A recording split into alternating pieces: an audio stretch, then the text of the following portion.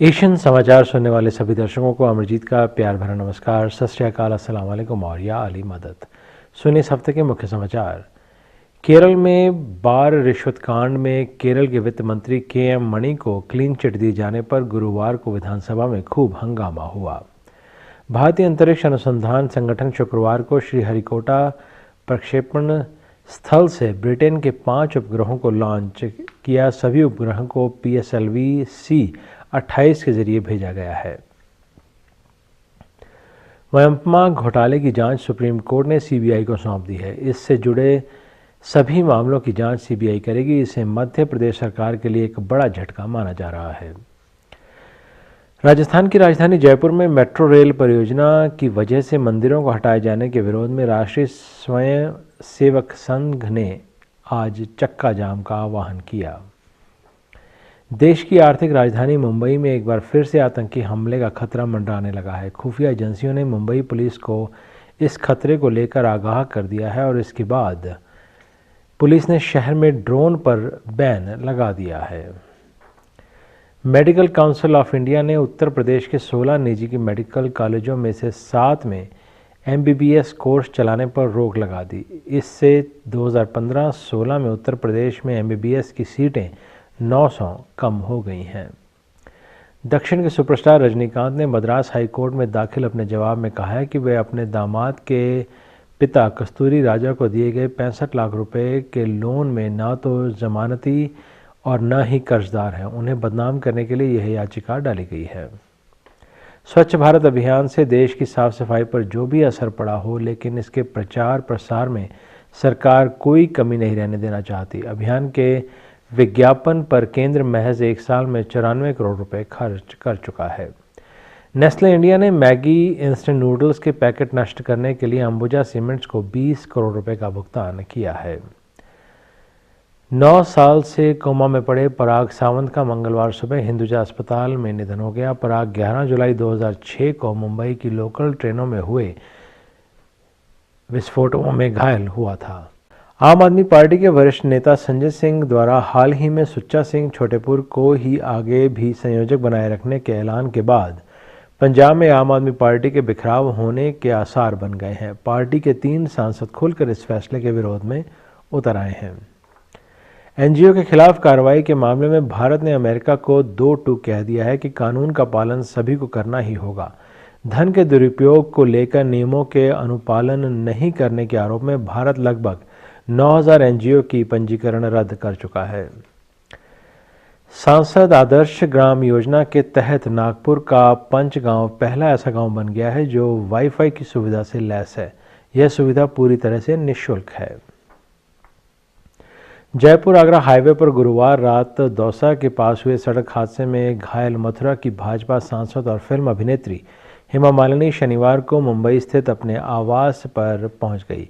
हेमा को उनकी बेटी ईशा देओल और दामाद भरत तख्तानी जयपुर के फोर्टिस अस्पताल से छुट्टी कराकर चार्टर्ड विमान से मुंबई लेकर आए।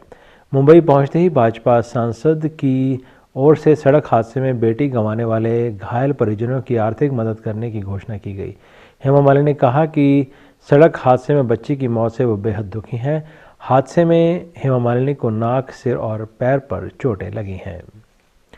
प्रसिद्ध साईं बाबा मंदिर के भक्तों के चढ़ावे से पिछले कुछ साल में श्री साईं बाबा संस्थान ट्रस्ट की संपत्ति में भारी वृद्धि हुई है। ट्रस्ट को पिछले 3 साल के दौरान दानपात्र से या ऑनलाइन 22 करोड़ रुपए दान में मिले हैं।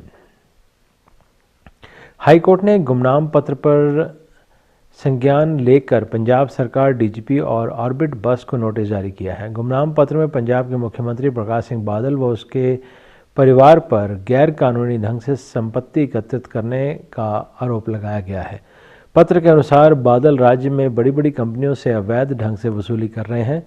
पत्र में बादल परिवार की आय की CBI से जांच की मांग की गई है। पत्र में कहा गया है कि जयललिता की संपत्ति तो बादल के आगे कुछ भी नहीं है। नेशनल ग्रीन ट्रिब्यूनल ने हरिद्वार व ऋषिकेश में पॉलिथीन की बिक्री और उपयोग पर पूर्ण प्रतिबंध लगा दिया है। पॉलिथीन बेचने वाले पर 5000 रुपये का जुर्माना लगाया जाएगा। 7.5% की आर्थिक विकास दर के साथ भारत 2016 में लगातार दूसरी बार चीन से आगे दुनिया के सबसे तेज उभरती अर्थव्यवस्था बन गए। 150 साल से अमेरिकी प्रांत साउथ कैरोलिना के स्टेट कैपिटल ग्राउंड में राष्ट्रीय ध्वज के साथ लहरा रहा संघीय झंडा अब संग्रहालय की शोभा बढ़ाएगा। प्रांतीय प्रतिनिधि सभा ने इसे हटाने पर मुहर लगा दी थी। प्रांत की भारतीय मूल की गवर्नर निक्की हेले के हस्ताक्षर होते ही झंडे को कैपिटल ग्राउंड से हटा लिया जाएगा।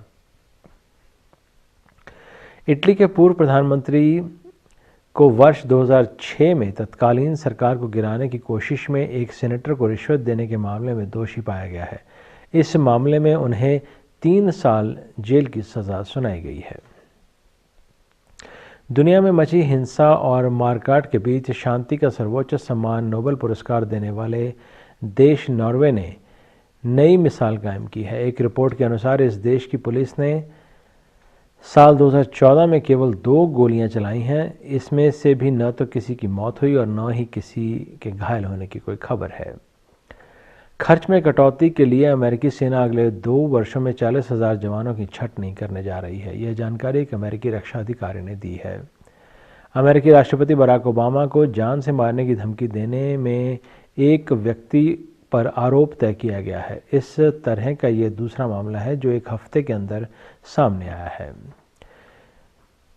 कैलगरी में पिछले दिनों 26 वर्षीय डैनियल बोरिया को कुर्सी पर 100 गुब्बारे लगाकर हवा में उड़ने के आरोप में गिरफ्तार कर लिया गया। यह व्यक्ति शहर में चल रही स्टैम्पीड फेस्टिवल स्थल से दूर जाकर कुर्सी सहित आ गिरा। उससे कई चोटें भी आई। लंदन के प्रसिद्ध उद्योगपति लॉर्ड स्वराज पॉल की दिवंगत बेटी अंबिका पॉल के नाम पर वुल्वरहैम्पटन यूनिवर्सिटी परिसर में बहुउद्देशीय छात्र गतिविधि केंद्र का नाम रखा गया है। अंबिका की याद में लंदन चिड़ियाघर में आयोजित एक कार्यक्रम के दौरान रविवार को लॉर्ड पॉल ने यह घोषणा की। अंबिका अब 4 साल की थी तब ब्लड कैंसर के चलते 1968 में उनकी मौत हो गई थी। सरकारी टेलीविज़न ने 88 वर्षीय पूर्व राष्ट्रपति फिदेल कास्त्रो की उनके हवाना स्थित घर के बाहर कुछ वैज्ञानिकों के साथ बैठक करते हुए तस्वीरें जारी की हैं। ट्यूनीशिया के राष्ट्रपति बेजी कैड एसेप्सी ने देश में आपातकाल लगाए जाने की घोषणा की है। पिछले सप्ताह आईएस के आतंकी हमले में 38 विदेशी पर्यटकों के मारे जाने के बाद एक कदम उठाया गया है। न्यूजीलैंड में एक बच्चे की जान बचाने के लिए अपनी पगड़ी खोलने वाले भारतीय सिख को शीर्ष पुलिस पुरस्कार से सम्मानित किया गया है।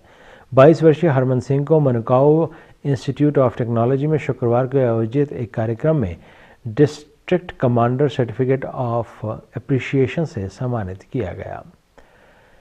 शादी के बाद शाहिद कपूर को अपनी पत्नी मीरा राजपूत के साथ ब्रांड एंडोर्समेंट के कई ऑफर मिल रहे हैं। एक होम डेकोर ब्रांड तो दोनों के साथ एडवर्टाइजमेंट लेने के लिए कुछ ज़्यादा ही उत्सुक है और कहा जा रहा है कि इसके लिए मोटी रकम का भी ऑफर दिया गया है। रिलीज़ होने से पहले ही सलमान खान की फिल्म बजरंगी भाईजान का विरोध हो रहा है। ऐसे में शॉटगन शत्रुघ्न सिन्हा सलमान के समर्थन में आ गए हैं। उन्होंने कहा है कि फिल्म का विरोध करने वाले लोग इसे पहले देख तो लें। बॉलीवुड अभिनेता अरशद वारसी ने अपनी फीस आधी कर दी है। अरशद की पिछले दिनों रिलीज़ फिल्म गुड्डू रंगीला भी बॉक्स ऑफिस पर कोई कमाल नहीं दिखा पा रही है। फिल्म मोहल्ला 80 का विवाद अदालत तक पहुंच गया है। इलाहाबाद हाई कोर्ट की लखनऊ बेंच ने मोहल्ला 80 की रिलीज़ पर रोक लगवाने के लिए दर्ज की गई जनहित याचिका पर सुनवाई की अगली तारीख 13 जुलाई रखी है। नेशनल अवार्ड जीत चुके फिल्म निर्माता हंसल मेहता अब भारतीय राजनेता संजय गांधी की ज़िंदगी को पर्दे पर लाने की तैयारी में है। फिल्म संजय गांधी की छोटी और अशांत ज़िंदगी पर आधारित होगी। अभिनेत्री कंगना रनौत की फिल्म तनु वेड्स मनु रिटर्न्स 2015 में 150 करोड़ रुपए की कमाई करने वाली बॉलीवुड की पहली फिल्म बन गई है। इसी के साथ आज के एशियन समाचार यहीं समाप्त होते हैं। अगले हफ्ते आज के दिन इसी समय सुनना न भूलिए एशियन समाचार। तब तक के लिए अमरजीत को आगे दीजिए। नमस्कार, सत श्री अकाल, अस्सलाम वालेकुम और या अली मदद।